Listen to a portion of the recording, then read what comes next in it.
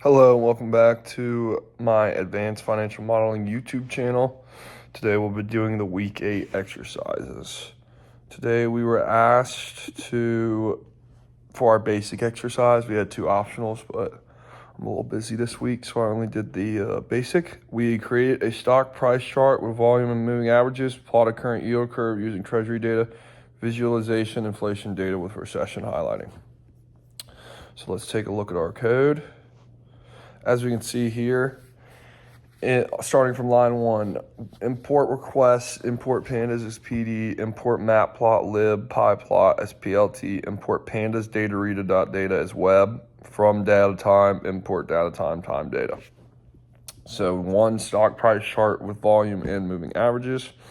Set parameters, symbol, AAPL, API key equals whatever my API key is, Alpha Advantage time series, daily adjusted endpoint. Then we have the URL, download data from Alpha Advantage, response equals request, data JSON equals response JSON. Check if data is available. If time series daily not in data JSON, raise value error fetching data from Alpha Advantage, check API key. And symbol, kind of cuts off there, but that's symbol. Convert JSON time series data to the data frame.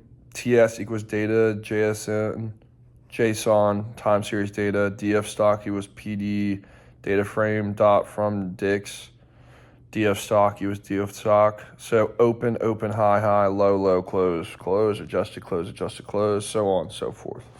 All the way up to split coefficient and split. And we have convert index to data time and sort. And then DF stock index equals PD to data time of stock index. So if you look at line 44, convert numeric columns to appropriate D types. Numeric columns, open, high, low, close, adjusted, close, volume, divide, etc. DF stock numericals equals DF stock numericals, apply, etc. Optionally filter data, e.g. last 200 trading days of stock. So that's filtering it out to help our graph. Compute the moving averages. That's what really helps. DF stock is MA20 equals DF stock adjusted close. And then DF stock MA50 equals DF stock adjusted close. Create figure with primary axis for price averages and secondary for volume. This is for the graph that we're creating through our exercise. Then we have plot price and moving averages. This is for all the data inside of it. Adjusting close, label equals price, color equals blue, MA20, label equals 20-day MA, color orange, MA50, label 50-day MA, color green. Then we have date, price, upper left, all different sorts of pieces. Plot volume as a bar chart on secondary axis. So this is the other axis. Volume, is alpha 0.3, color gray, label, volume. Axis set, Y labels, volume, axis 2, legend is upper right. The title is stock price, moving average, and volume, or those are PLT title symbols. PLT tight layout, PLT show. Current treasury yield curve plot. Define treasury tickers and corresponding maturity labels. This is like the tickers, DGS 1MO, DGS 3 months, DGS 6 months, DGS 1 year, and DGS 2 years, DGS 5 years, DGS 10 years, so on and so forth. Maturities 1 month, 3 months, 6 months, 1 year, 2 year, 5 year, 10 year, 30 year. So if we look at line 85, use a recent 30-day window to fetch current rates. End data equals data time dot today. Start date, end date minus time. Days equals 30, yield date. For ticker end tickers, try DF web get data Fred. Use the last available non-null data. Last value equals DF ticker, drop in a iLocal. Yield data ticker equals last value, except exception as print error fetching. So that's like if it can't fetch the data, it'll print that error in our terminal. Organize yields in the same order as tickers. Yields equals yield data ticker for ticker and tickers. PLT figure fig size equals 10 to 6. PLT plot maturity yields bow label equals current yield curve.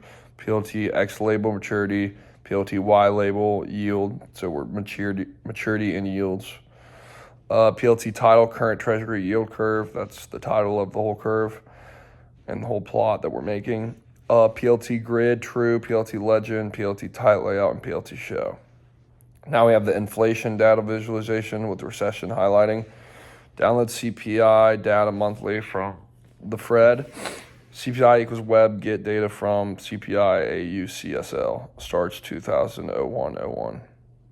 Calculate the 12-month year-over-year inflation rate as percentage. Inflation equals CPI PCT change 12 times 100. Download recession indicator data from Fred. Recession web get data from US Rec. Starts 2001-1. PLT figure size 12.6. PLT plot inflation index inflation. CPI AU CSL label equals 12-month inflation. And finally, if we look at line 127, we can see loop through recession data and highlight recession periods. For I in range len recession -1 if recession US REC I local I equals 1. PLT AXV S or span recession index 1 recession index color gray alpha 0.03. PLT title US inflation rate with recession highlights. PLT labeled data. PLT label or Y label is inflation rate. So the X is data or X is date. Sorry. Y is inflation rate. PLT legend, PLT grid, true, PLT tie layout, PLT show.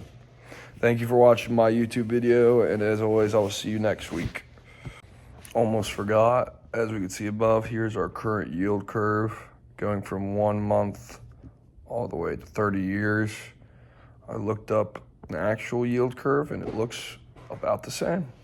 So I'm happy with those results. And then as you can see, this is our US inflation rate with recession highlighting. The highlighting's that gray areas over the red lines. But yeah, both these graphs came out perfectly.